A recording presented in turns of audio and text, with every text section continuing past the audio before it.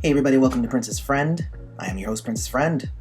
Today's review is actually a 25th anniversary review for Madonna's self-titled album that came out in 1983 from Sire Records. This is going to be a fun one.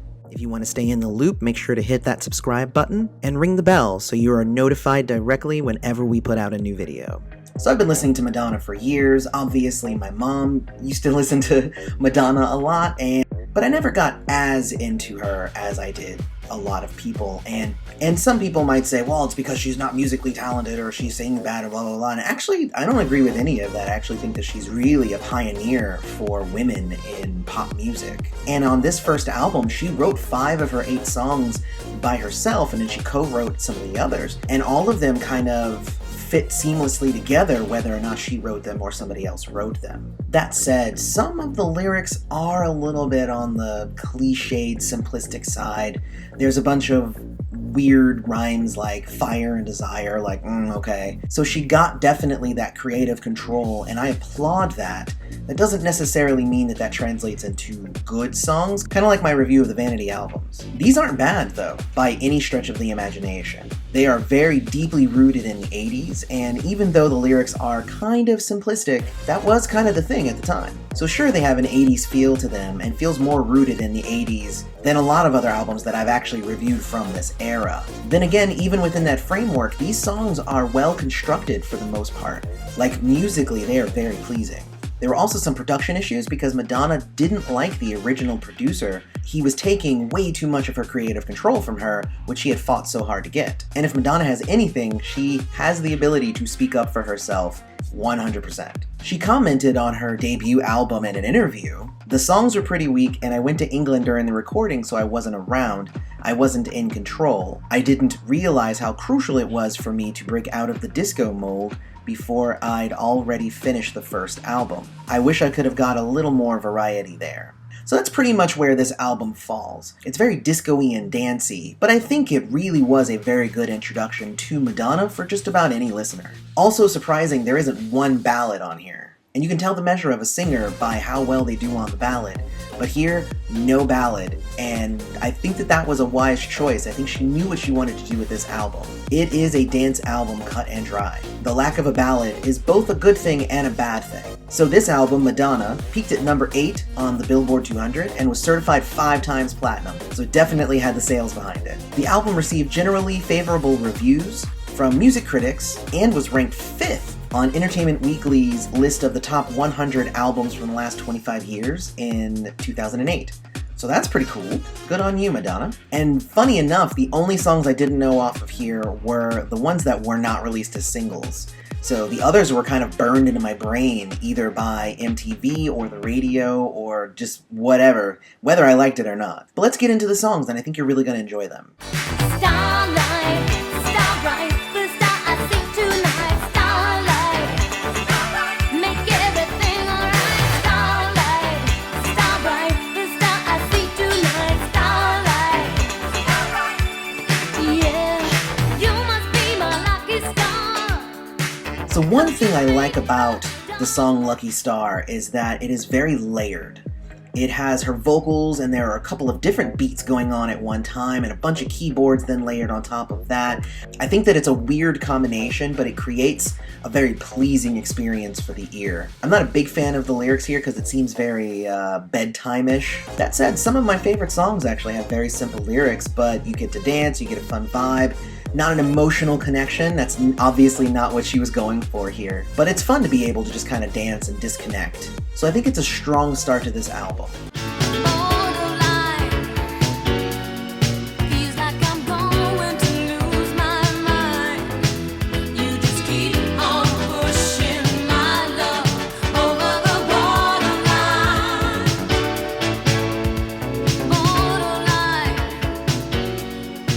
So Borderline was the one that I knew most off of the album. It has actually a creative beat. I think it sets a good pace for the song itself, and Madonna sings it pretty well. I feel that there were some opportunities where someone with possibly a stronger voice would have destroyed this track, but overall, really, really good. But this also was one of those songs that Madonna didn't write, which may be why she didn't. Who knows? I don't know. For me, they needed to cut the last minute or so off this track because it got a little repetitive. However, I mean, with that said, it's a pretty darn good track. I'm burning up for your love. I'm burning up for your love. I'm burning up for your love. For your love. You're always closing the door. Well, that only makes me want you. So remember earlier when I said that she rhymes fire with desire? Well, this is the song where she does that. It's obvious why this was a single and why it did so well, because the beat is really danceable, almost to the point of overtaking the entire track and drowning out Madonna's voice entirely. The video also was the one that was featured on MTV very heavily. It was the one of her writhing on the floor and really brought out the sexiness that was Madonna. But it doesn't really matter what she says. Just get on the floor and dance. I actually really like the electric guitar in this song too. I think it accents the track really well. Great touch to the track. Pretty good danceable song. I know you're gonna take your love and run. I know you think I'm the foolish one. I know you're gonna turn around and say goodbye.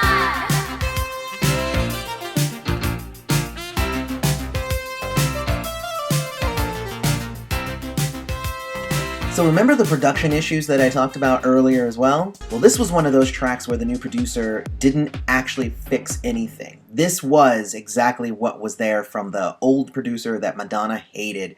They left it as is.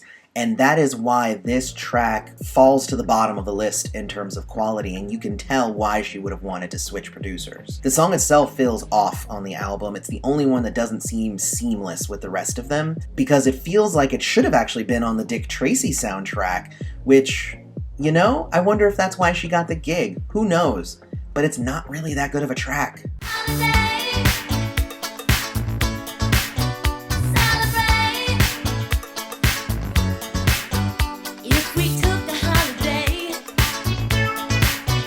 took some time to celebrate, just one day out of life. So Holiday was a big one for Madonna's career, and she continued to perform it through all of her tours and her entire career. The intro keyboards are entrancing, the beat itself is really danceable, and the lyrics, while also simple, fit the mood instead of bring it down. This is by far the best song on the album, and it's one that should make you want to dance. With this song, Madonna also cemented her deeper voice. As almost all of the songs so far, she's been singing in her higher register. So this song really mixes it up and allows her to use her head voice and really get into the groove. Great, great track. You better think of me. I know you want to, baby, think of me. It won't be long before you think of me. 'Cause I'll be gone and then you'll think of me. Oh yeah. You walk in and you see me. So lyrically, Think of Me isn't bad, but the beat and the music are really kind of boring on this one. She's telling her guy to think about her before she leaves, because he's been doing her wrong. Standard kind of song, I know, but the tone and the speed make it feel like you want to dance to it, but not also. So it feels like it wants to be a ballad, but doesn't want to be slow. They added in some sax at the end, which is pretty good. This definitely was that disco sound that Madonna was trying to break away from, but it ended up on the album and it was okay. Physical attraction, chemical reaction. Physical attraction, chemical reaction. Yeah, trying hard to get away. Then we get back into a really danceable groove. Physical attraction's kind of interesting. Essentially, it's a slightly slower burning up. She does rhyme physical attraction with chemical reaction, which of course is another cliched rhyme. I mean, we've heard it a million times, but otherwise fairly danceable. I think it helps round out the album. This one is also 7 minutes long, so it easily could have been cut in half to kind of cut down on the redundancy of it all. But I get it, right? You want to throw this on, you want people to get on the dance floor, you want them to stay on the dance floor and dance for a while, but it does get repetitive. It feels like they made the song longer so that it would fit onto the record and it would fill up the time.